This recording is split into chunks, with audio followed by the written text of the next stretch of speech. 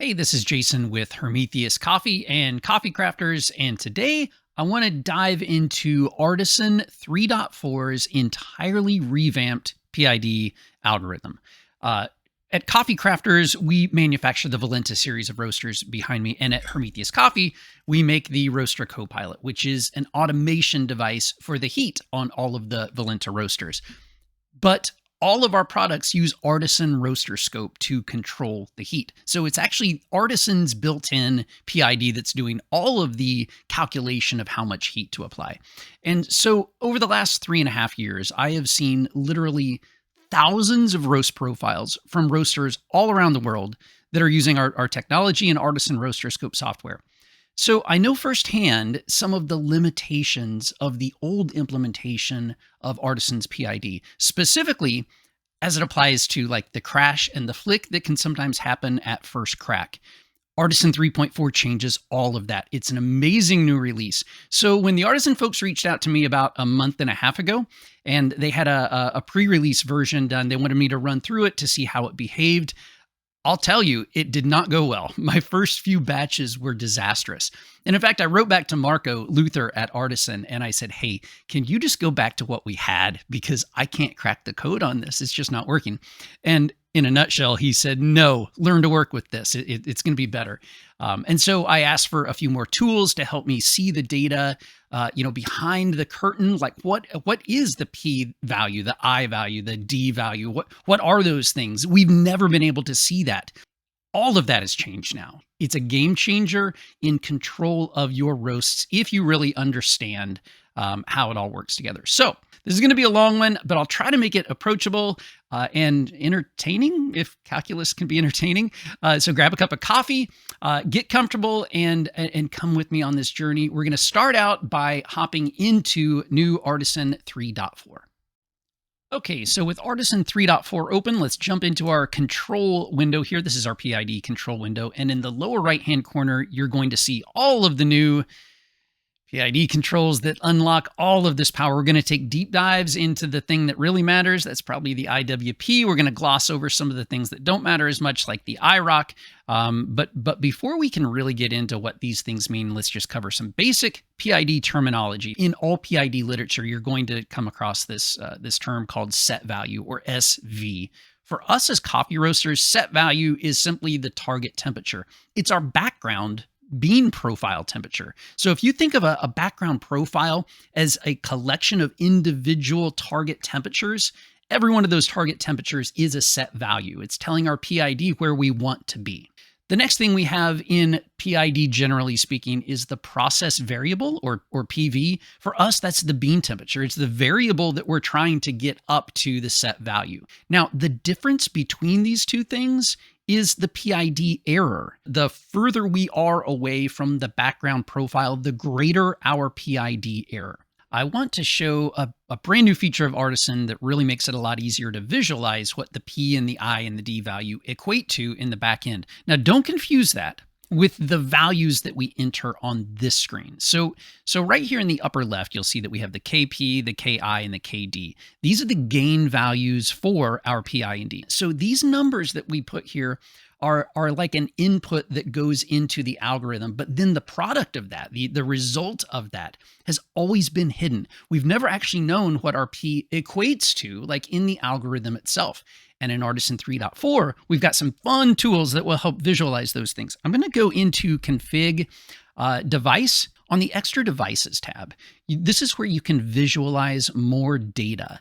This is where you can add extra devices. And a device doesn't have to be a physical device. It can be a virtual device. So in our case, if we would like to graph or see the result of PID, the PID error, we can add them as extra devices in Artisan. So here's how that works. I already had a couple of devices up here. So on line 3, I just clicked the add button. And in this entire list of different things you can add, we need to add the PID PI and the PID D error. Now here's what this means, because it's a little bit confusing. Each line actually adds 2 different data points. So my row 3 here, it is actually adding the P value and the I value. And so color 1 is the color that it's going to use for the p-value. Color 2 is the color that it'll use for the I-value. That's what this means, color 1 versus color 2. It's value 1 versus value 2. Label 1 and label 2, it's the same thing. Over here on the right-hand side of the screen, what do you want this label to be? Well, I'd like it to be P. I'd like it to be, in this case, PID error, which is why it shows up on the left-hand side of the screen. That's where we configure that.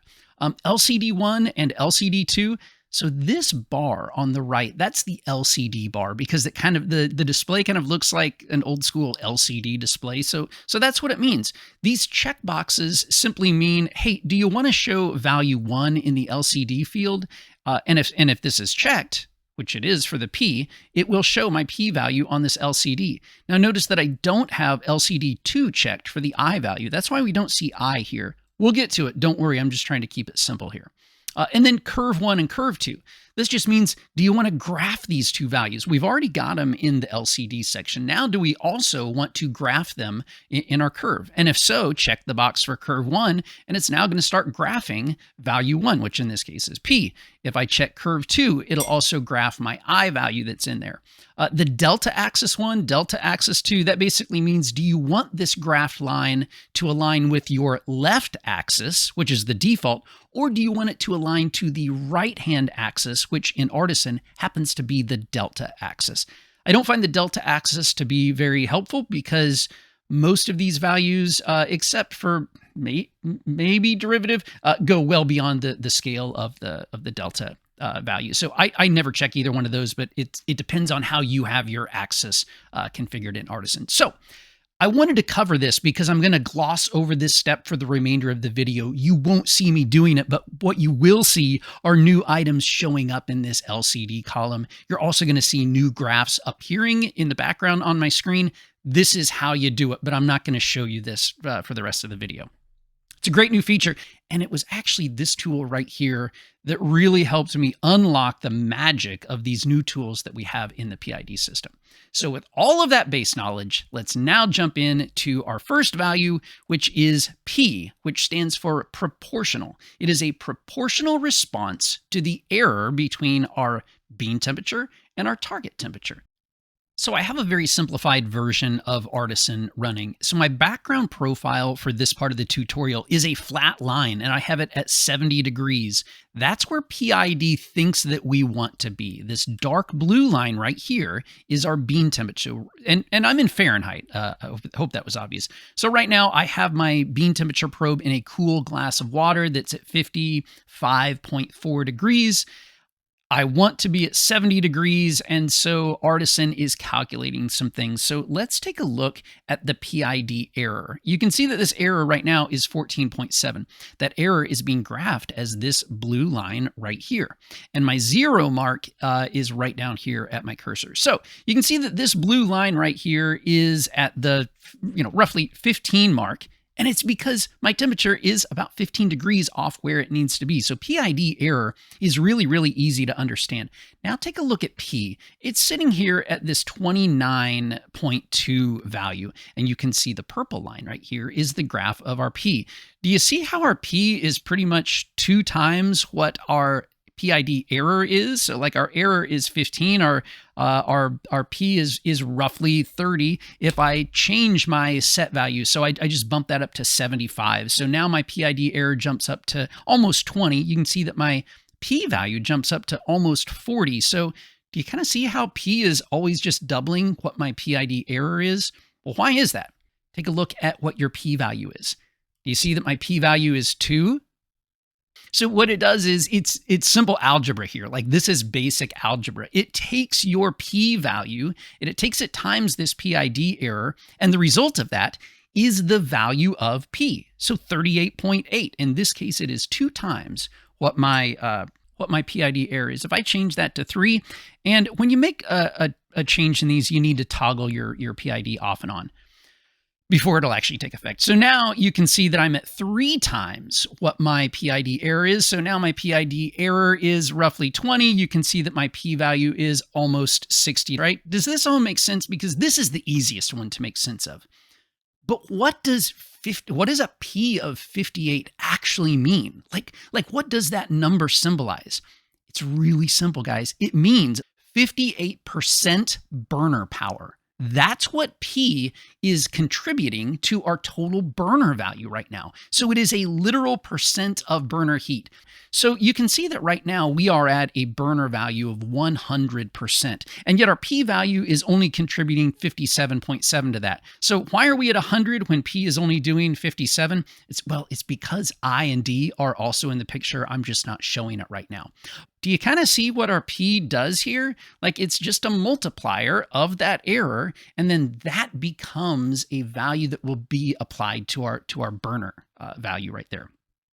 Now, if that makes sense, then I want you to think about the difference between Celsius and Fahrenheit, because these are very different scales. So when we take a multiplier times this PID error, the Fahrenheit scale is a much broader scale than the Celsius scale. And so for Fahrenheit, we can go with relatively small P values and still get a pretty big response. But in Celsius, it's a much more compressed scale. So, a value of 3 works fine on, like a Fahrenheit scale. It wouldn't work so well on a Celsius scale. Now, Artisan will actually automatically convert this for you. I'm going to change this to Celsius mode, and you'll see that my entire screen has jumped over to Celsius. But now let's click on Control. Do you see how my KP just changed to a value of 5.4? So that changed automatically as a result of switching over to Celsius mode. And in fact, if I go back and change this to Fahrenheit mode again, and then look at Control, you'll see that it's back to 3.4, back to 3. So then when I'm showing these numbers, just know that I am in Fahrenheit mode. And so if you're a Celsius user and you want to use some of my numbers as a baseline, temporarily switch over to Fahrenheit, enter in the numbers that make sense, and then the moment you switch Artisan back to Celsius, it'll automatically convert all those values to something that works for the Celsius scale. But now there's one last aspect of the P that we need to cover here. What is going to happen if we start moving our target temperature closer to our bean temperature? Or if you can visualize it this way, let's say that our bean temperature was actually increasing and getting closer to our target temperature. When we hit this pretty close, take a look at what happens to our PID error. Our PID error keeps getting smaller and smaller, which means as a result, our P value is going to get smaller and smaller. Now, I was just jumping in 5-degree increments, but let's just move this profile down by like 1 more degree. All right, so let's take a look at this. Our P error right now is 0.5. We're only 0.4 of a degree off of our target right now. And so as a result, our P value is 2.1. What does that 2.1 mean? It means that our 2.1 is adding 2% heat to our roast right now. That's all it's doing, is adding 2% heat. So do you see something that's happening here, guys? As we approach our background profile in Artisan, the P value becomes completely insignificant. In fact, it will go to 0. So something else, when we are on the background profile, something else is running the roast. It is not our P value. Our P value gets our bean temperature to that background profile initially, but the closer we get to matching that background profile, the smaller and smaller our P value gets, to the point where it becomes an insignificant factor in running our roast. So for me personally, I try to make sure that my bean temperature reaches the background curve by dry end. That's kind of my goal. So I don't want to get there too fast, and I'll show you why in just a second. But when we do that, P would go away. But we all know that 0% heat can't run a roaster. So some other value has to join in, since our P value is going to go out to lunch once we're on the background profile. Spoiler, it's the I, but it's the one that we're going to cover last. So before we jump into I, let's actually take a look at our D and see how it impacts this, because D is, I think, the next easiest to understand, and it's probably the least critical that we need to worry about. So with our graph reset, we can look at D, which stands for derivative. Now that's a calculus term. So calculus has a couple of branches of study, and differential calculus looks at derivatives. It looks at rates of changes. So a derivative, in our case for bean temperature, it looks at 2 different values. It looks at our current bean temperature, and then it looks at what the bean temperature was 1 sample ago.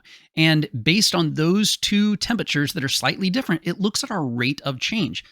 Think of rate of rise. That's all it really is. It's the rate of rise of the beans.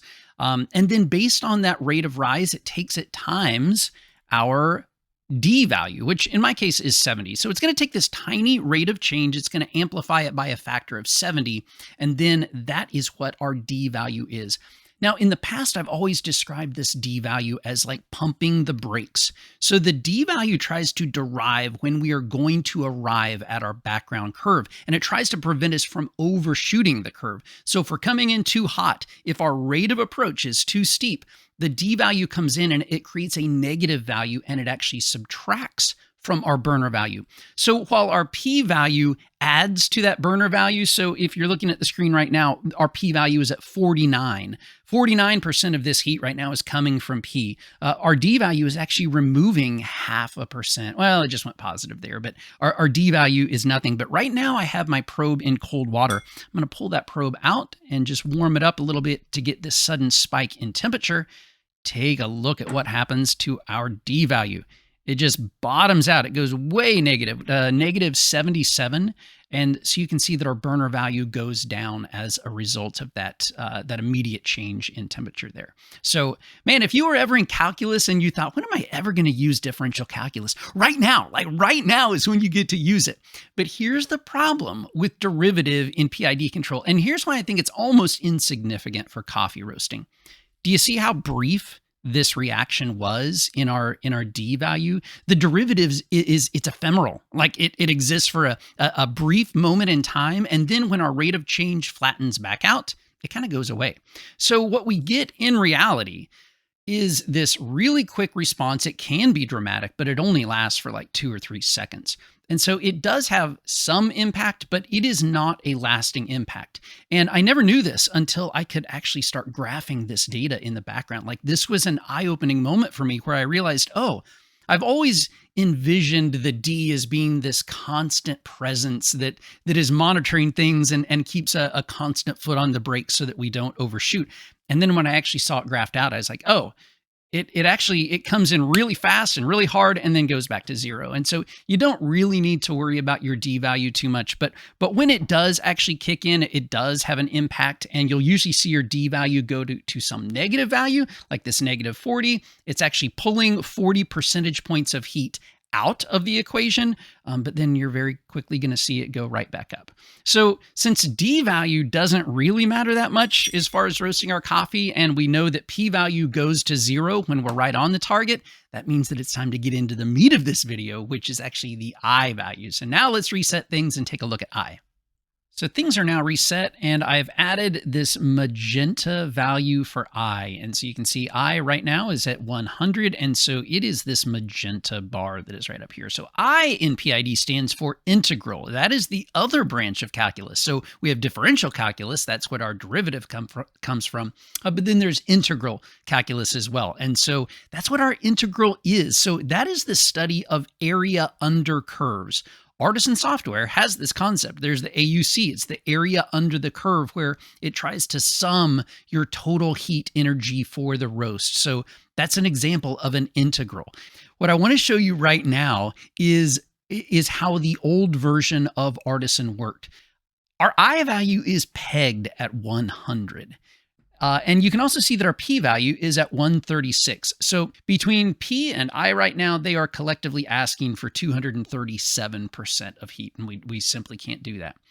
Here's the problem, and here's what Artisan fixed in a really big way.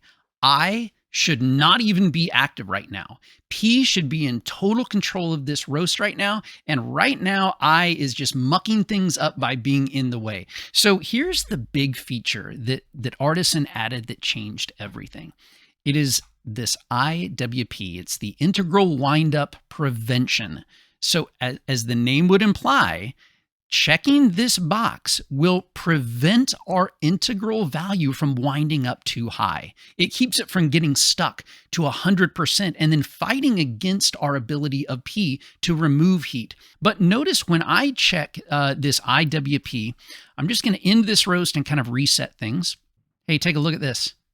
Our I value is now 0. It's doing nothing. It is exactly where it needs to be.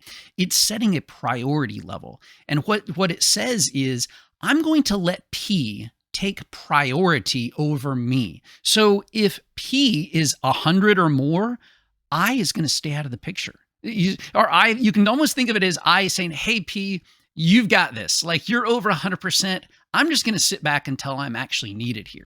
Here's what is actually happening. I'm going to lower my set value. I'm going to lower my target temperature so that my P value isn't so high. So I just knocked my target temperature down to 65 degrees. And you can see that my P value is now down to 90. So quick check. My burner is at 100%. P is accounting for 90% of that. The other 10% is a combination of D and I right now. So take a look at our I value. It pretty quickly jumped up to that 9.7. I'm going to lower my set value a little bit more. I'm going to lower my target temperature a little bit more. And every time I lower this target temperature, check out what my blue line does. Remember, that's just a simple representation of our PID error.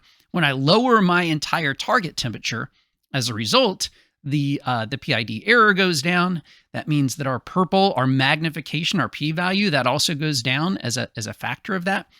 But it also lets our I value grow. So as P starts to get out of the way, that's when I says, hey, P, I see that you're not doing 100% of the work here, and yet I see that we're not where we need to be. So I'm going to hop into gear here, and I'm going to start like contributing to our goal of a little bit more heat, because I can see we're not where we need to be. So that's what our I value is doing. Let me get this even closer here. There we go. So now our target temperature is 50 degrees. Our bean temperature is almost 47 degrees. So we're only 3 degrees off our target right now. And this is a really important point here, because at this point, our p-value is almost entirely out of the picture. It's down at 16% of our total burner value. But interestingly, take a look at what this I value is doing. Do you see its slow, steady climb? It's not immediately jumping up to 100% heat. It is this slow, steady, methodical climb that is trying to get our heat where it needs to be.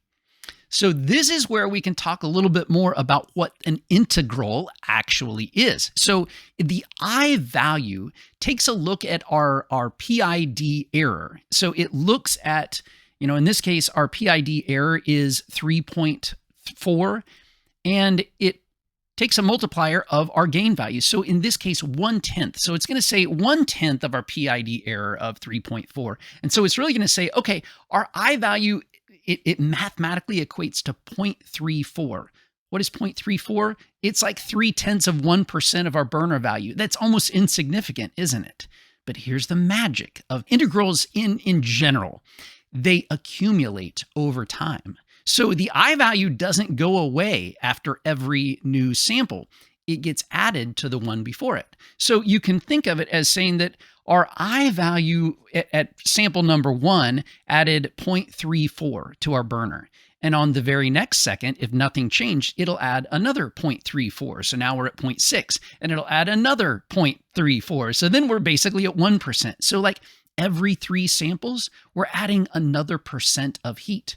And so because of that very slow, very, very tiny, minuscule, but steady progression of heat, our I value grows at this nice, steady rate over time. So I becomes the thing that drives our entire roast. You see, once we hit our background profile and P says, hey, our PID error is 0 and 0 times anything is 0, I'm out of here. I'm done. I've done my job. That's where we want I to say, yep, and I've got this. We want our I to build slowly. We want it to be like the baseline heat that it takes to run this entire roast. And for that reason, we want it to accumulate very slowly over time. And so that's what I'm hoping that this actually visualizes right here. So do you kind of see the duty of I here? I stays totally out of the picture at the beginning of the roast. And then when P is beginning to step back and step away from things, that's when I actually starts to very slowly insert itself into the equation to help balance things, equalize things, and give us a baseline level of heat. Now, I think it's at this point that we actually bring up real coffee roasts. Okay, so I have several pre-recorded videos that we're going to jump through. These graphs are much busier, so let's just kind of level set things real quick here. This red line right here always graphs the total burner output, and I have my burner capped at 60% on this roast. Dark blue line is still my bean temperature, and all of the other colors for PID and error are still the same. So this blue line right here is our PID error. The magenta line that is at 0, that's our magical eye. That's what's going to be doing the work. This purple, we just don't care about. That's our derivative, doesn't really do much.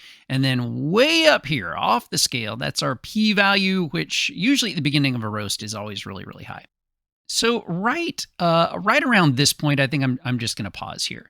So I want you to take a look at this p-value right up here, because this p-value is doing something really really typical that we want to happen. It's dropping at a rapid rate. Right now, we have a pretty big gap between where our bean temperature is and where we want the bean temperature to be. That is to say, we have a pretty high PID error. Right now, it's at 30.9. Our p-value is a massive 308. That means it's asking for 308% burner. Of course, we can't do that, so it gets capped. But that's what it's asking for. If you remember, that's also why our I value is at 0. Remember, because we have IWP enabled, I is playing second fiddle to P. And unless P becomes something less than 100%, I is not going to do anything. Let's go a little further into this roast here. Right here is where something really cool happens. Our p-value, this purple p-value right here, suddenly starts to drop below this magical 100 threshold. That means P is no longer asking for something more than 100% heat. So this opens the door for which variable to come in? It's our I, right? The integral can now start to wake up. And that's what is happening. This magenta line right down here, you can see it's starting to come up off of 0. And the time that it, or the moment in time that it comes up off of 0 is also the same moment in time when P starts dropping below 100. So when P drops below 100%, that opens a window for our I value to do a little bit more. And when we go a little further, a little further, a little further, this right here is a textbook example of what you always want to see in a roast, at least on a fluid bed roaster. Drum roasters are going to be a little bit different here. You get this X. You want P and I to form this beautiful little X right here, and it should be a gentle handoff of P to I. So our I value is getting hotter and hotter and hotter. It's coming online, while our P value is diminishing and getting smaller and smaller as it starts to exit stage left. And why is our P value getting out of here? Because we are almost right on our target temperature. So P doesn't need to do anything. P only comes in when our error is great. And so we're slowly building this I value over time. So right here, I'm not even going to go any further because this right here, what you see in this part of the graph right here, stresses why it is not only desirable, it is critical that you begin a roast with some error. To put this another way, you don't want the charge temperature of your background roast profile to be exactly on your bean temperature. Because if your bean temperature is already right on the background curve, that's going to give us a p-value of 0, which is 0% heat. And I is not going to do anything because there's no error. We have no error to kick that algorithm into gear. So error is what starts everything. So you need to make sure that your starting point, that charge temperature of your background profile, is higher than your actual bean temperature is going to be. So this is going to vary. Like your very first batch of the day, your beans are probably around 70 degrees Fahrenheit. But when you're doing back-to-back roasts and you've got a hot roaster and you charge your hot roaster with some cold beans, it's probably going to be like, it might be 150 degrees because your entire bean hopper is still really, really hot and it might be hard to get that temperature probe down. So for me personally, I tend to start all of my roast profiles like around 155, maybe 165, because I know I can get my beans down below that temperature. For you, for your roaster, you might find that you struggle to get that starting bean temperature below 175. So in that case, set your charge temperature for your background profile as something higher than that. I've got a few more roasts that I'm going to show that'll show why it's important to come up slowly as opposed to quickly. And on this one specifically, I want to pause right about here. Now, remember, you want your P and your I value to form this X on the graph. You want P to drop out of the picture as I comes into the picture, but take a look what happens on this one.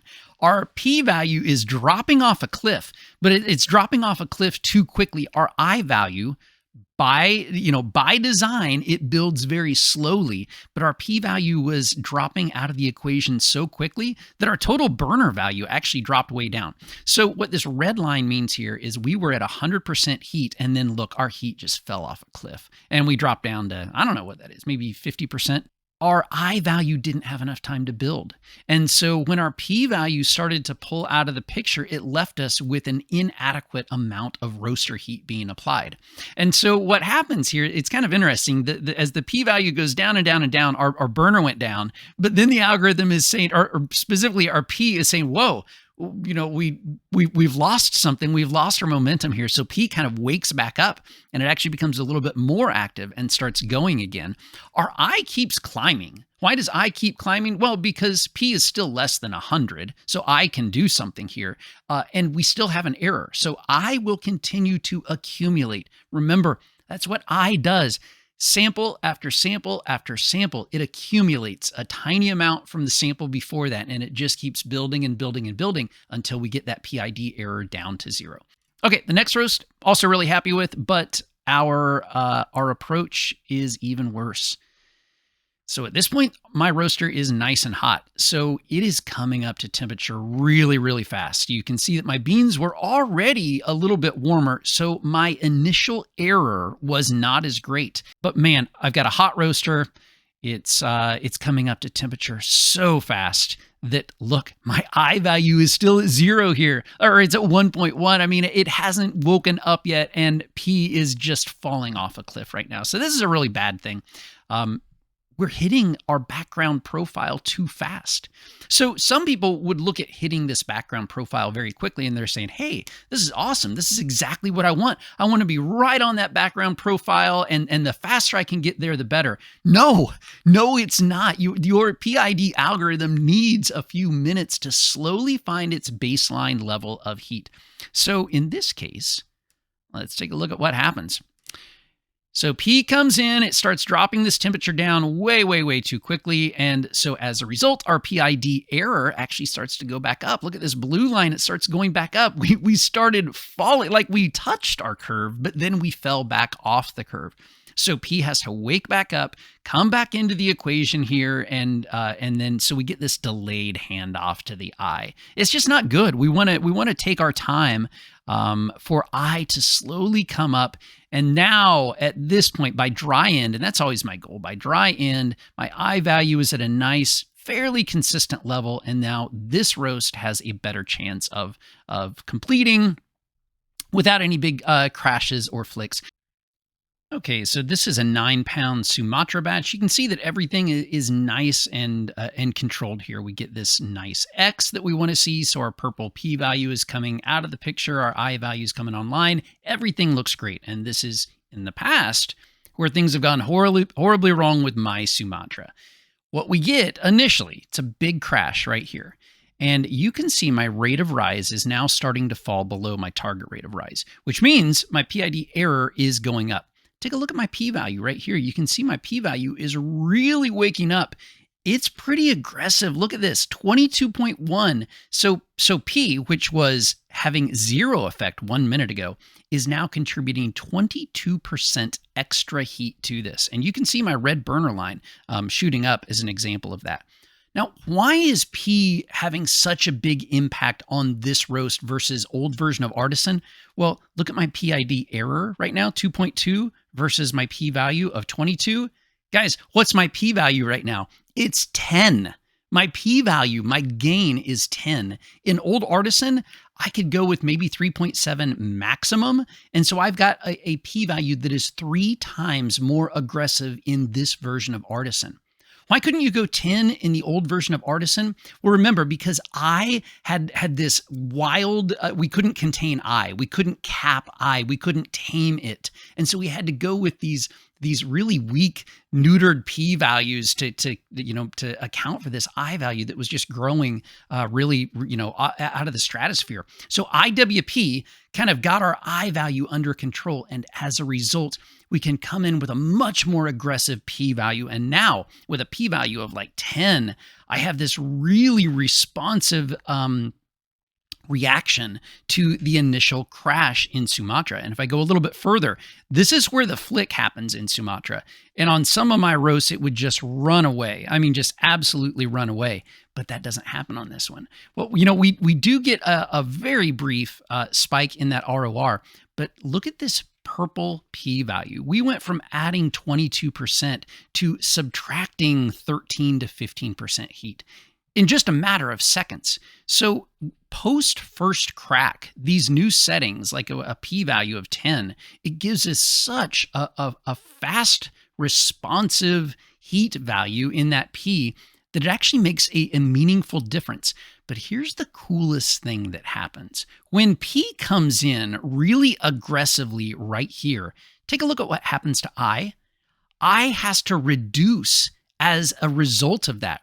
Remember, I doesn't wake up until P comes down, but the inverse is also true. When P needs to come up to a certain percent, I will reduce itself by that much. So if P comes up to like 25%, I must go down to 75%. What this does is it starts to get I out of the way so that when we need to taper the heat back off to fight against that flick, I won't be mucking things up with a value that's at 100. I has already stepped into the background just a little bit. And I is saying, P, you're in charge here. Add heat when you need it, subtract it when we don't need it. And I'm just going to be in the background giving my 75%, 60%, my reduced heat level here.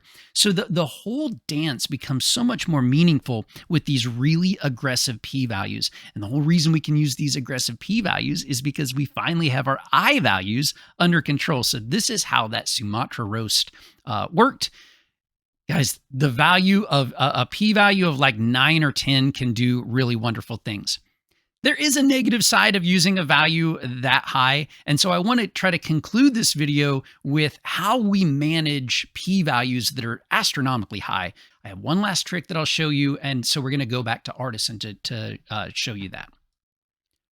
Okay, we are back in Artisan. We are almost ready to wrap this up. I know it's been long, but hopefully it helps illustrate things. I've just pulled up a random roast profile to illustrate something. So you can see that we have this nice X that we want to see. This is our purple P value falling off as our magenta I value is coming online.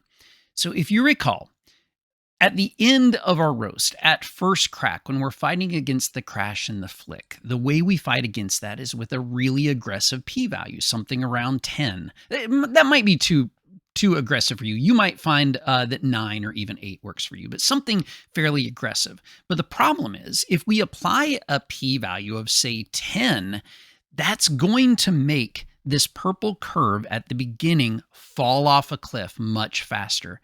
And remember, we don't want that. We actually want the error at the beginning of our roast.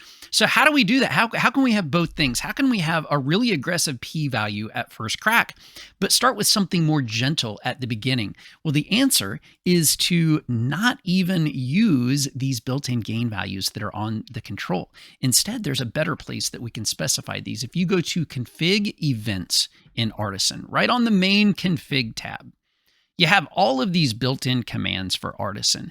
And specifically for me, here's where I've landed. I've done a lot of trial and error. I might even still tweak these a little bit, but what I'm about to show you is where I've landed on, and I've probably done a couple of 100 roasts with settings that are in this ballpark here.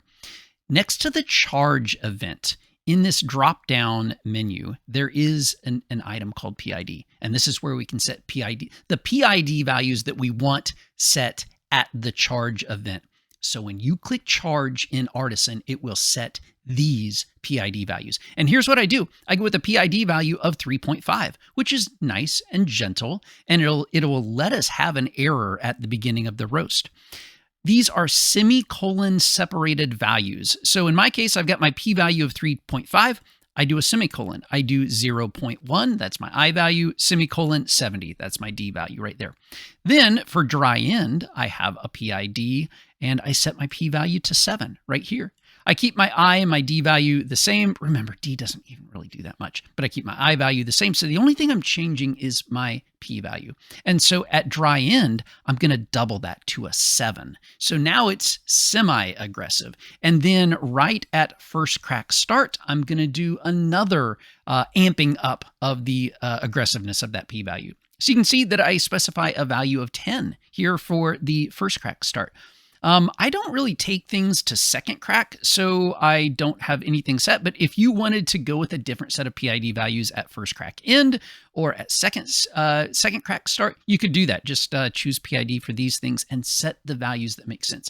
So what we're doing by utilizing this instead of the control window of Artisan is we're starting with gentle P values so that our P slowly steps out of the picture. And then as our roast progresses, we're getting more aggressive with the P value. We only go aggressive once our P error is pretty close to 0, like once we're on the background curve. If we amped up that P value before then, things start getting out of whack. So that's how we do that. Now, the last thing that I want to get into are some of these other new items that are in the PID config of Artisan.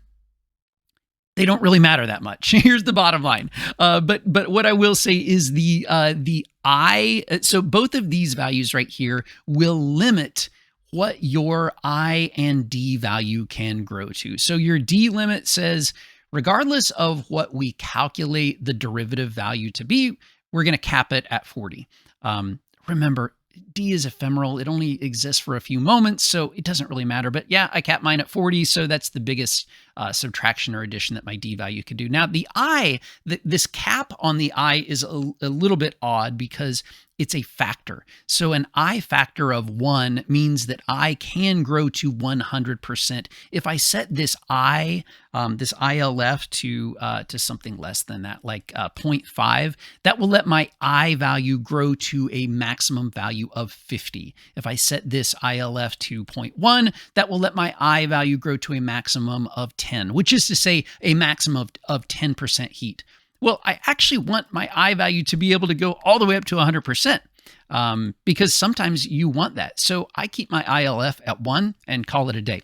This next thing, the DOE versus DOM, you're probably just going to want to leave it on DOM. Again, this is a derivative thing, which in most aspects doesn't have a huge impact, but it's derivative. We calculate our derivative value on measurement or on error? So derivative on error looks at our PID error, whereas derivative on measurement looks at our actual bean temperature. Here's why I like measurement more than error. If you ever shift your background curve, if you have DOE set, you'll get what's called a derivative kick. When you shift your background profile, your derivative goes through the ceiling and you get this temporary spike in your temperature, and it just throws things off a little bit. So I leave that at DOM.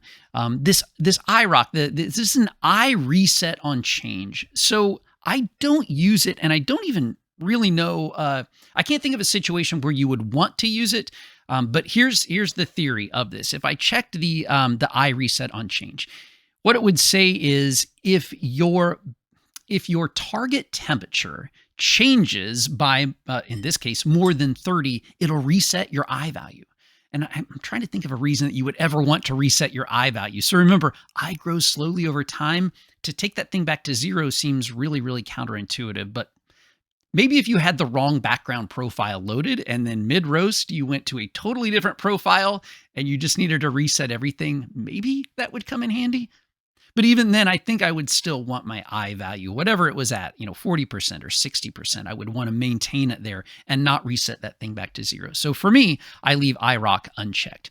The big one though, IWP. Keep that IWP checked. That will let you run really aggressive P values and it's a game changer for Artisan. Well, guys, I know this has been a long video, but hopefully it's been informative and you have a much better understanding of how these P, I, and D values work together, specifically like the P and the I, and the nice dance that these two values now have to play. So every roaster is a little bit different. I don't expect you to just run with the values that I run and have perfect roasts, but hopefully if you try the values that I've shown and you get something a little bit different, hopefully you have enough knowledge to know which value to change. And especially if you graph some of these things, you can see it right on your own screen and the answer will be right there in front of you. Oh, my P value is going, off the roof, or my I value is taking too long to wake up, and you'll know exactly what value to change. So thanks for your time. I hope this improves your roasting. Happy roasting, everyone.